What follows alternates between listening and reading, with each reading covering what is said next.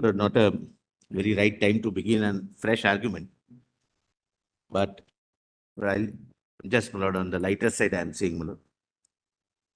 Lord, your lordships are not concerned with the facts of the case. There may be few errant cases of errant governors, ministers, wrong advice, right advice, time lag, etc., etc. What is essentially, my lord, the core of the issue which is considered by your lordships, and that is something of a very, very high significance in the democracy of this country. My lord, in our republic, such question has come for the first time before your lordships, and I'm sure your lordships would not go by facts of an individual case. My lord, your lordships would be able to better advise the president only if I can show to your lordships what is the role of the honorable president and governors in maintaining a federal balance which is envisaged by the Constitution of India. Second, there may be, my lord, cases where, Lord, the Constitution has always done two things, and I will show, my lord, from the Constituent Assembly debates. Whenever we are either making a constitution or we are interpreting a constitution, we do it on an idealistic plane. That this is how each constitutional functionary would work. This is the parameters within which they would function. There may be some deviance here, sometimes in the executive, sometimes in the legislature, sometimes in the judiciary, and there is an inbuilt check and balance. But while framing the constitution, fortunately, our forefathers, my lord, the framers of the constitution were visionaries.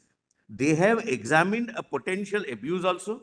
They have kept what they are doing in mind, and each and every provision which is made is so designed that it maintains the balance. There may be some problems, my lord, which may confront, but all problems may not have a solution in the court of law.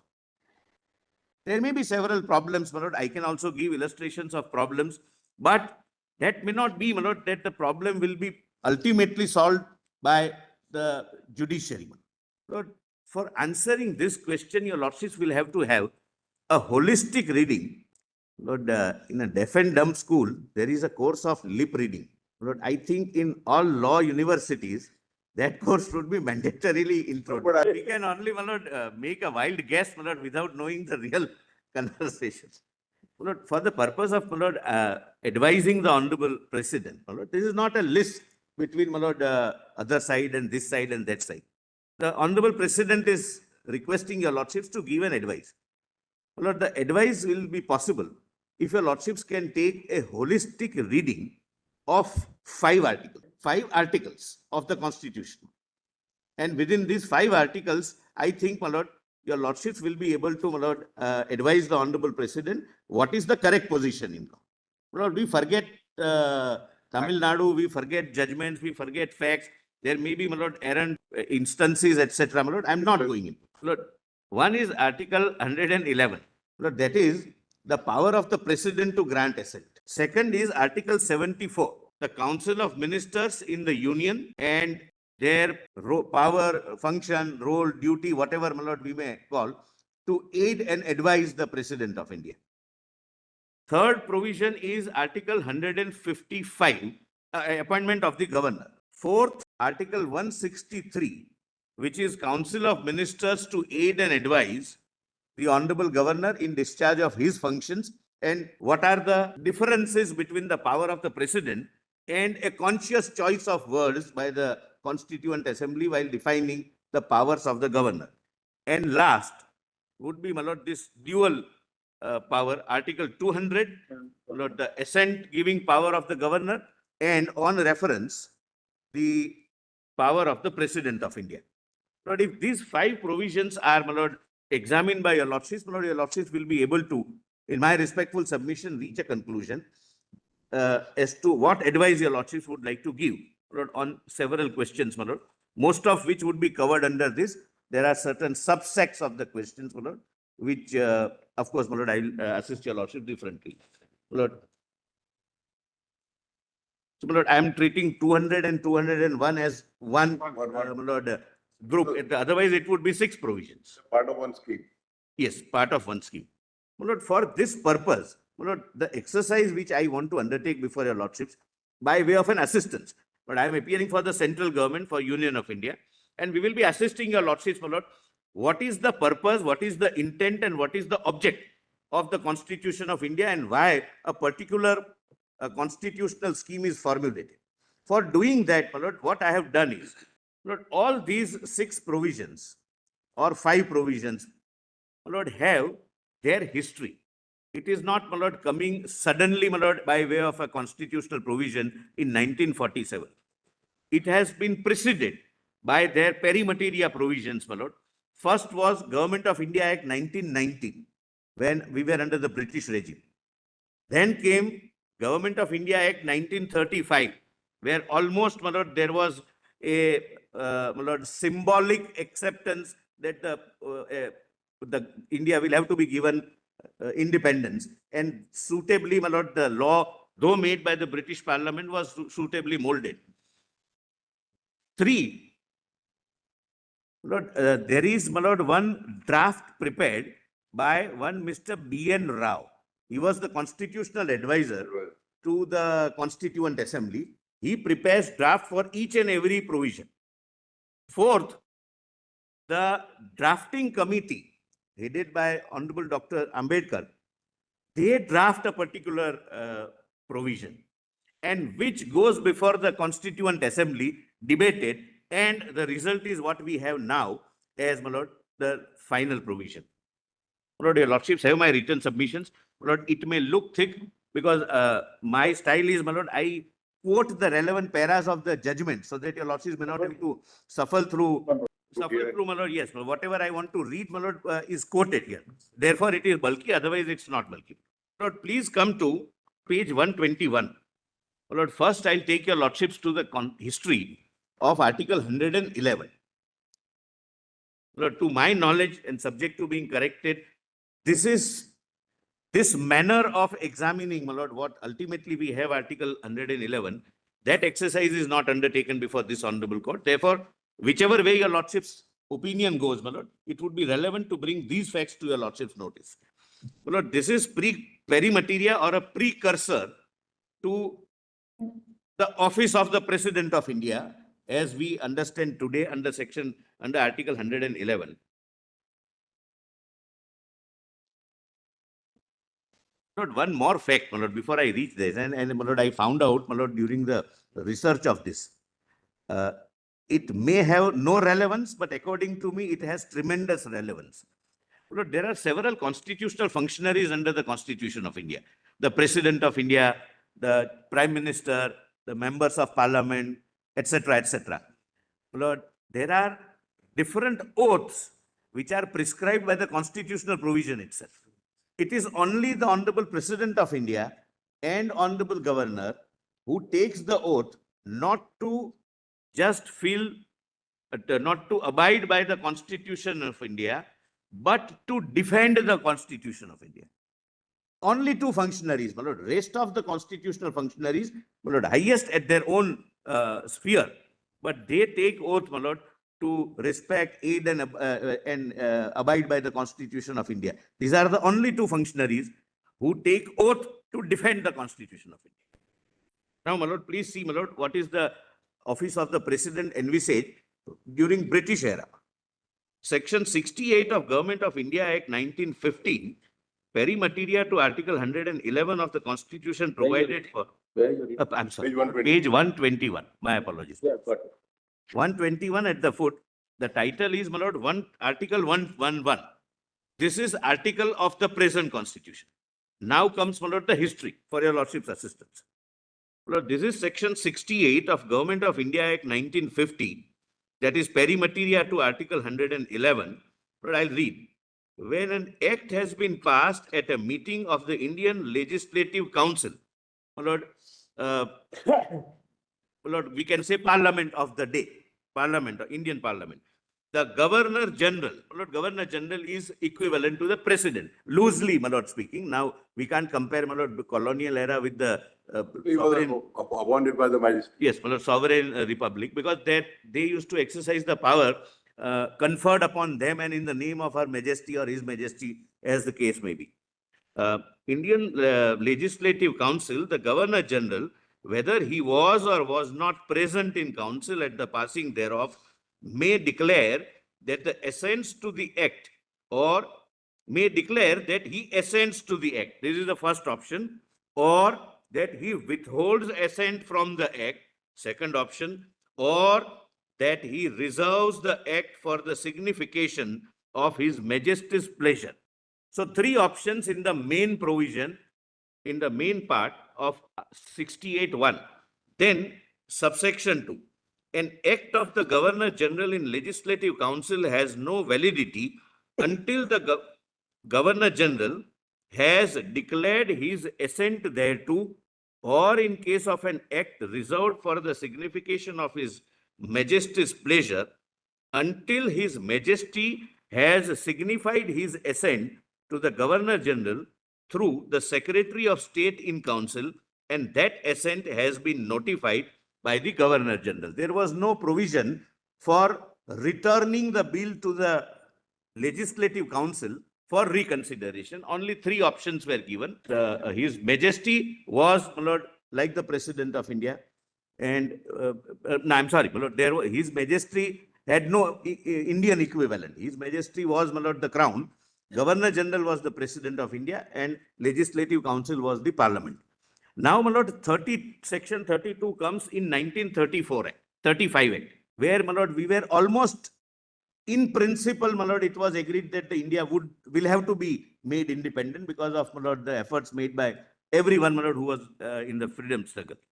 Assent to bills and powers of Crown to disallow acts. When a bill has been passed by the chambers, now the Parliament is present, the chambers is present equivalent of Parliament.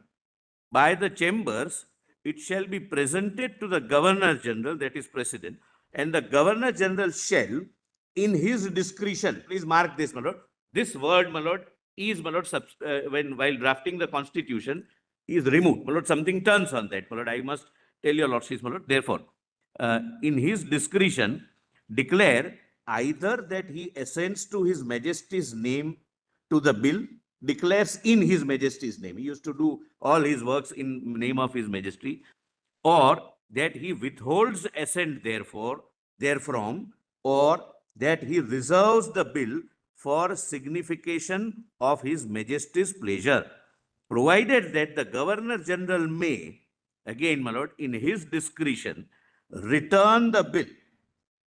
Kindly mark, my lord, two important facets.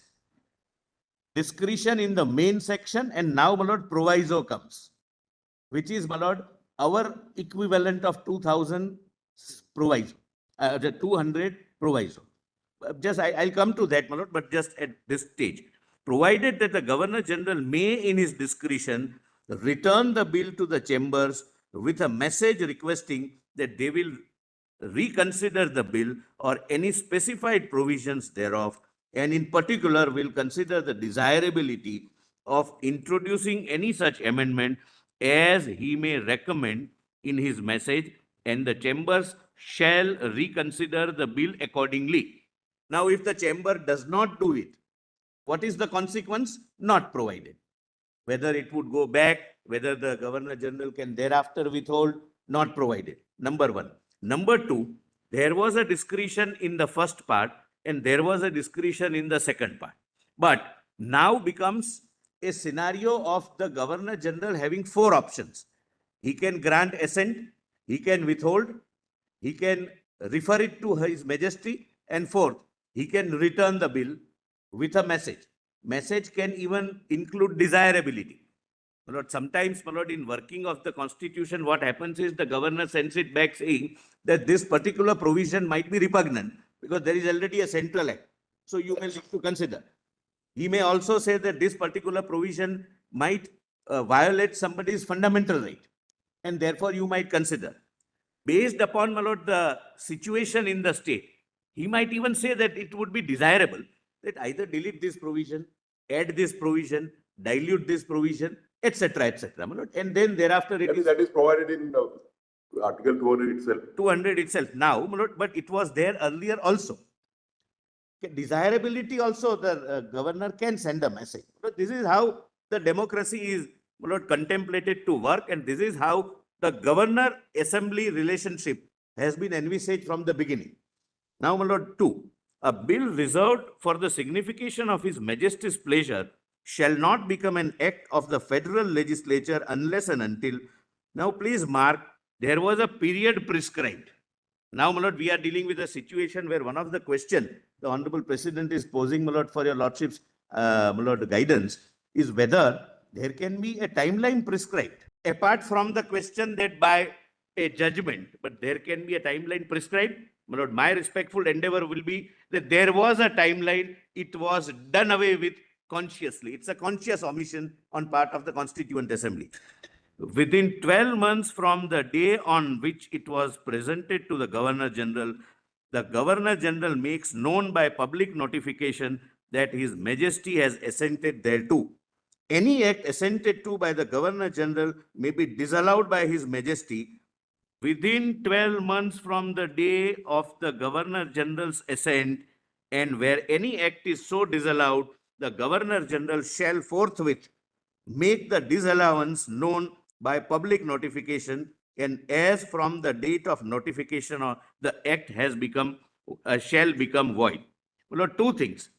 There is a timeline stipulated for the Governor General, timeline stipulated for His Majesty the Queen, and after that, forthwith, which is a word with inherent element of urgency, he has to notify. Now, my lord, Dr. B.N. Rao, the advisor to the Assembly, my lord, when he prepares the bill for the independent India, my lord, bill was prepared when India was not independent, but India was going to be independent, because your lordships are aware the Constituent Assembly started its debates before 15th of August 1947. In 1946. Yes. So they were making a constitution for the sovereign democratic republic. Now, my lord, this is what Dr. B.N. Rao, my lord, formulated, which became ultimately Article 111 as we see today. When a bill has been passed by houses of the federal parliament, it was initially envisaged as a federal parliament, not only parliament, it shall be presented to the president, and the president shall declare either that he assents to the bill or that he withholds assent therefrom. There was no His Majesty, so there was no question of president referring for assent of anyone. Provided that the president may, please mark, my lord, again a time limit, not later than 6 weeks after the presentation to him of a bill for assent, return the bill, if it is not a money bill, to the houses with a message requesting that they will reconsider the bill or any specified provisions thereof, and in particular will consider the desirability of introducing any such amendments as he may recommend in his message, and the House shall reconsider the bill accordingly. My lord, if the House does not consider his message or considers it partly or fully, what would happen? No consequence stipulated by Dr. B.N. Rao. Then, my lord, draft constitution is prepared by the drafting committee, my lord, chaired by Honorable Dr. B.R. Ambedkar, my lord. That is, Article 91 is the draft bill which came before the Constituent Assembly for debate. When a bill has been passed by the Houses of Parliament, it shall be presented to the President, and the President shall declare either that he assents to the bill or that he withholds assent therefrom. Only two options, because the crown goes. There was no third option. Now India is a sovereign democratic republic. Provided that the President may, not later than 6 weeks after the presentation to him of a bill for assent, return the bill, if it is not a money bill, to the houses with a message requesting that they will consider, my lord. Same remains as Mr. Rao has suggested. There is no change. Now, my lord, very interestingly, this is debated in, my lord, the Constituent Assembly, and your lordships may, my lord, get what was the intention, object and intent of the framers of the Constitution on this, my lord, when we got 111, my lord, as we have today. On Mr. President, we shall take up the next Article 91. My lord, precursor of 111. Article 91 from the Constitution. Now, Sri Loknath Mishra, that in Article 91, for the words, well, kindly see, he suggests two amendments. There is a likelihood of some misunderstanding. Therefore, I'll read it carefully. He is suggesting two amendments. That in Article 91, the words, either that he assents to the bill or that he withholds assent therefrom, the words, that he assents to the bill, be substituted. His power of withhold was suggested to be not conferred upon him. And the following words be added. Now, second amendment he is suggesting, that is, and if the bill is passed again, I'm sorry, following words be added in the end of the proviso to the article. When he returns with some message and it is presented before him, what should be done? Second amendment suggested by Sri Loknath Mishra is, and if the bill is passed again by the House with or without amendment and presented to the President shall not withhold assent therefrom. This is what was suggested to be added. First was that take away the power of withholding. He can either assent or return it to the House, and if the House does something or does not do anything, he will have no power of withholding. Now, sir, in moving this amendment, I am in the best, beat is an original typo, not here. Originally it is typo, it should be best. In a best of the company, insofar as the drafting committee itself has suggested the same in a subsequent amendment. I beg to submit that when I move this amendment to take away the power from the President to dissent from any bills passed by the Parliament, I mean nothing more than saying that since our President is analogous to the King in England, and as the King has no power of dissenting from any bill passed by President, this amendment is appropriate. As regards the second amendment, that is after returning by the House, second amendment, without that amendment, the proviso seems to be incomplete.